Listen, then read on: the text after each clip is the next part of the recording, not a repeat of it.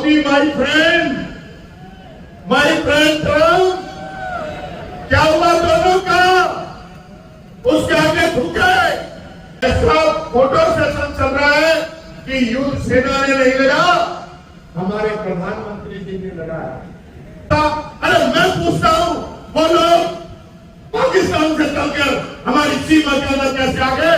इस चीज का जवाब दीजिए बीजेपी वालों, तब मैं मानूंगा कि आप सही है या गलत है। आप बताइए, पहलगाम के अंदर वो आ गए, पुलवामा। आपके पसीने की गाड़ी कमाई से हमारे देश के प्रधानमंत्री विदेशों की यात्राएं कर रहे हैं।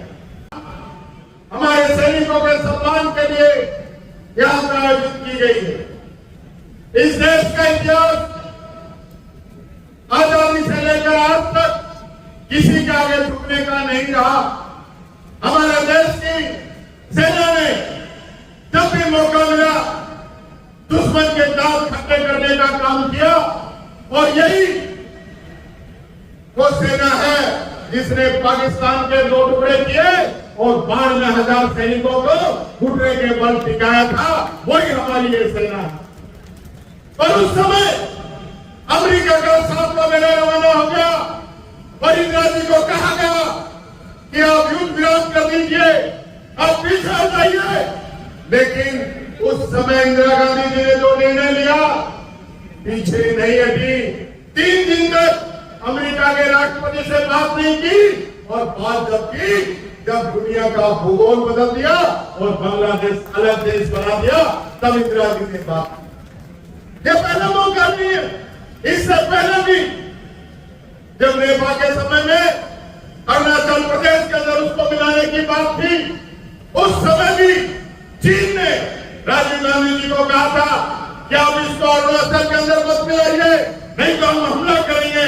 राजीव गांधी जी झुके नहीं और उसको अरुणाचल प्रदेश का हिस्सा बनाया, और चीन देखता रह गया।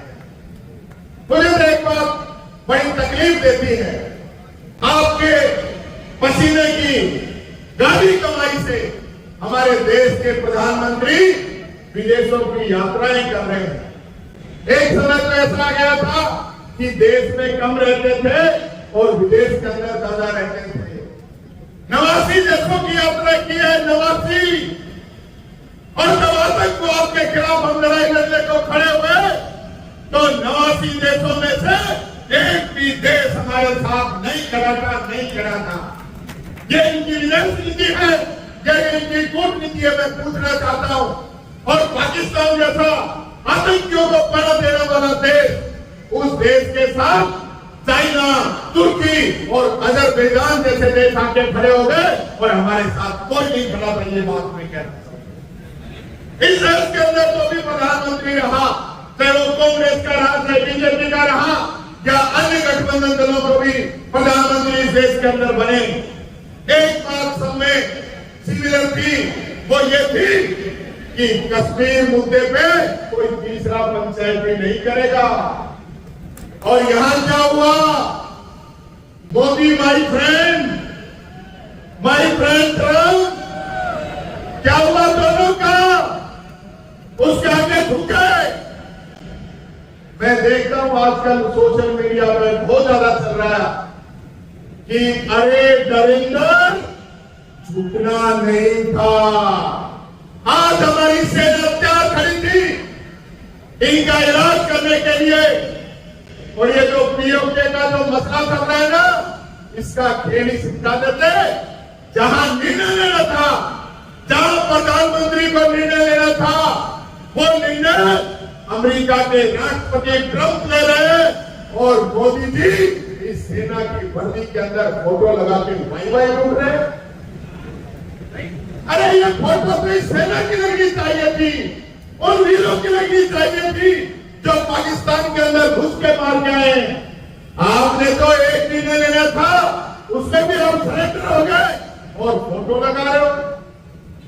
ऐसा फोटो सेशन चल रहा है कि युद्ध सेना ने नहीं लड़ा, हमारे प्रधानमंत्री जी ने लड़ा है।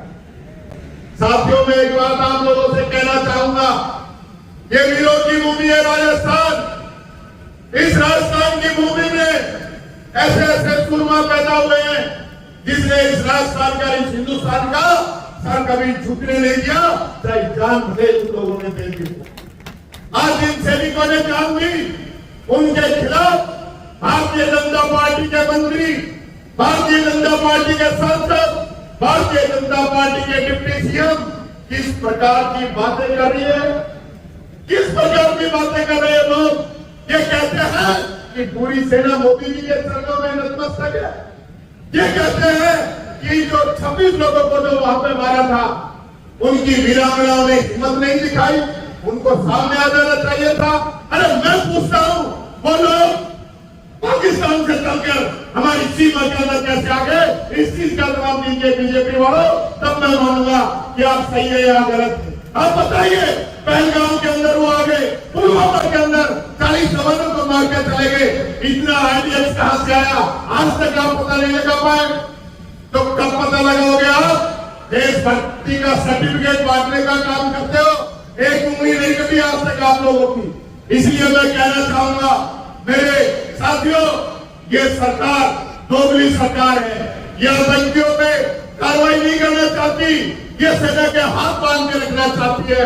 ऐसे आतंकी बार बार यहाँ हमारे देश के अंदर 10 हमले कर गए 10 साल के अंदर, और ये लोग चूं तक नहीं बोलते, इनके कानों पे चूं तक नहीं लगती है।